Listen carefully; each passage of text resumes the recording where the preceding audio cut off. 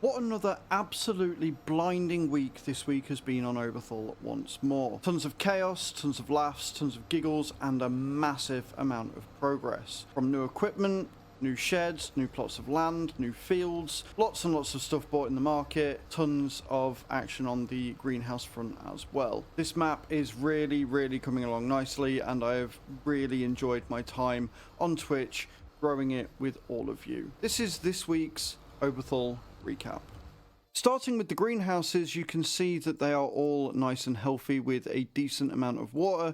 That's because I had one of my mods jump into the farm with me this week and she just absolutely smashed it, making loads of trips from the lake to the greenhouses. I was going to use the water tank, but the water tank costs around £10,000 to fill. It's like 40,000 per greenhouse. It's so much money when you can take a longer trip and fill it up for free. Also, we learned that the tomatoes actually take more water than everything else to make a tray or a portion. Also, one other dum-dum that I made, I actually had one of these lettuce greenhouses set to store instead of sell, so we ended up with 150,000 litres that we could sell in one go, netting us a nice cool £200,000 on top. That actually really helped with making some decent progress on the farm this week. The greenhouse is coming really nicely, and again, as I call it, is the Streamloots Defence Fund,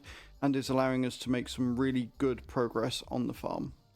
As for equipment, as you can see, we are getting quite a lot. We're getting a lot of new equipment each day. New things that we bought this week were a new tractor. We got the Fendt 1000 series, and we also bought a new case, but we got the 380 because it was a little bit cheaper. So this one has 417 brake horsepower. The original one that we bought has 435. I may end up upgrading this one a little bit more later on, but this was in the discount store.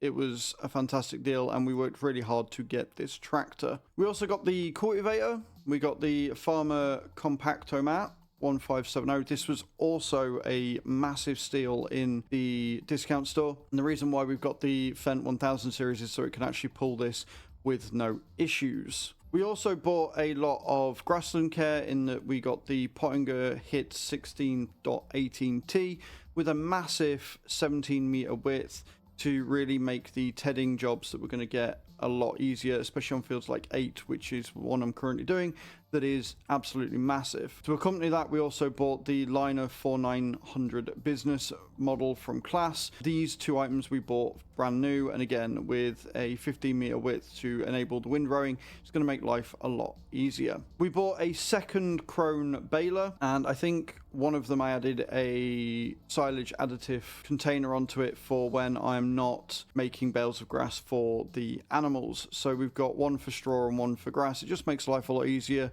especially if I finish one field and it's still got some grass left in it. It's going to make life just so much easier to just go through and not have to worry about that.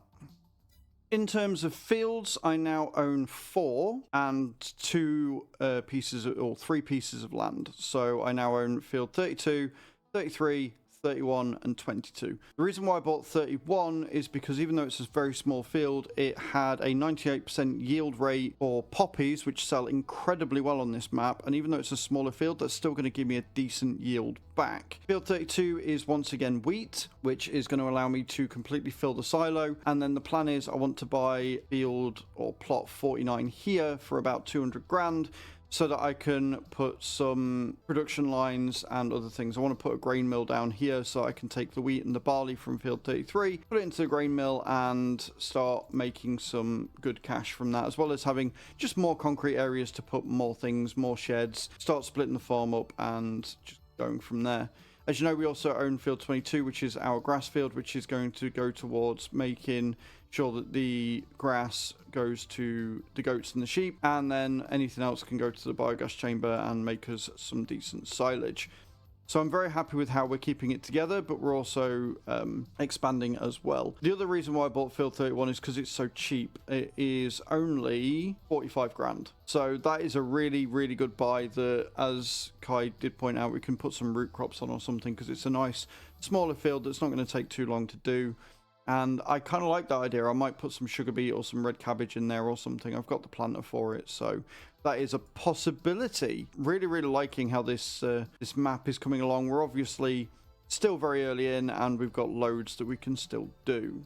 For the first of the yards that we've had some decent progression on, we are going to talk about the animal yard, as I've come to call it. We've got more goats, more sheep, more pigs, and more chickens. Chat have been buying them by the dozen, and that is only benefiting the farm, as well as being quite funny that we've got over 500 chickens now. We are getting a decent amount of slurry. We're starting to get some good milk coming out of it. Not enough to warrant buying a tanker just yet, but we are definitely getting there. The same with the eggs. We're getting a fair few pallets of those now. We are going to continually be buying those, but again, the law behind it, if you like, the self-imposed rule, is that I can only add chickens or animals to the farm when they play a card. The silo has around 250,000 litres a week because we recently did harvesting on there, so they are good for the chickens for a while. The goats and the sheep have tons of grass, and the goats have a lot of straw. Just like the pigs do, we've got a bit of extra there as well. Still got a few pallets that I want to sort of move out the way and try and use. We've got our building in the centre, which we had last time, and obviously all of the new equipment and things. The second baler and everything is going to be there. Some of the baling equipment isn't here right now because I'm doing a baling contract, but overall I'm really, really happy with how this area is developing. I wouldn't mind a second smaller shed for some of the smaller like wrapping equipment or to keep the telehandler in, but we'll work around that when we get to it. Currently, as I said in the previous section, I'm looking at buying a piece of land for 200 grand, and we're currently on 148,000. The second yard area is coming along quite nicely as well. We have a number of pieces of equipment in here. Obviously it's a little bit empty right now because the cultivator is being used. We've got like the mowing and the tethering and stuff being done, but for the most part it's all here and it's all pretty neat. We've got another solar panel shed which is going to make us more money, and then we've got this little hay shed here which I'm just kind of dumping everything in that chat keep buying me that I don't necessarily want to sell because I can use it later on next year, season, etc. We've got all of the equipment nicely neat parked, and I'm really happy with the layout here. It is a little bit awkward with the class specifically and the header trailer, or the header with the trailer built in, because it's a dolly and that makes it a nightmare to steal and work, but you can literally just come in from this side and park up nice and straight. Really, really happy with how this is coming along. I might put a couple of solar panels down on or beside this bit in this square piece of land here. I think a couple of solar panels might go down really nicely. Again, just to give us a bit more income coming in passively as an extra precaution against the Stream Loots Defense Fund. Finally, the marketplace. Now, the bale loader I left there because I am going to be using the same tractor for all of the jobs, and since I bought everything from the actual new player store for the windrow and the tedder, I figured I would drive the tractor down here, drop the baler off, and then just come and pick it up in a circle. Unfortunately, in that time, since I have actually cleared the market 3 times this week, chat have already started filling it up again with stuff that I need, stuff that I don't need, stuff that I want, stuff that I don't want. We did find a bit of an annoyance, so we got rid of the forklift in favour of using the Massey Ferguson with the front loader to unload some of the bags into the Aperion using the quick loader. The problem with this quick loader is that it's very, very difficult to unload items if you're trying to put it on a flatbed. Works great if you're filling something up and you want to lift it high and just let it go. It's fantastic for picking things up, but they need to add a button to allow you to just disconnect the left and the right. Unfortunately, it doesn't have that, so it just constantly wants to drop down and pick up or drop the entire quick loader off the front loader in one fell swoop, which is incredibly frustrating. So I've got the forks on the Massey Ferguson at the minute, but I've left the bag loader down here for if we are going to use it. This is the funniest part of chat in their mind and the most frustrating part for me, because no sooner have I emptied the market do they start filling it up. But that's what Stream Loots is all about. The fertilizer and things are actually going to be really useful, is always being used, especially on fields as big as what we've got here. And the silage bales I do make a loss on. However, the lime that they make me buy, I do make a slight profit. And that's only because the lime comes in 2,000 litre pallets. And the lime sells for about 300 to 400 per thousand. So it's only costing me £450 to buy a pallet of lime.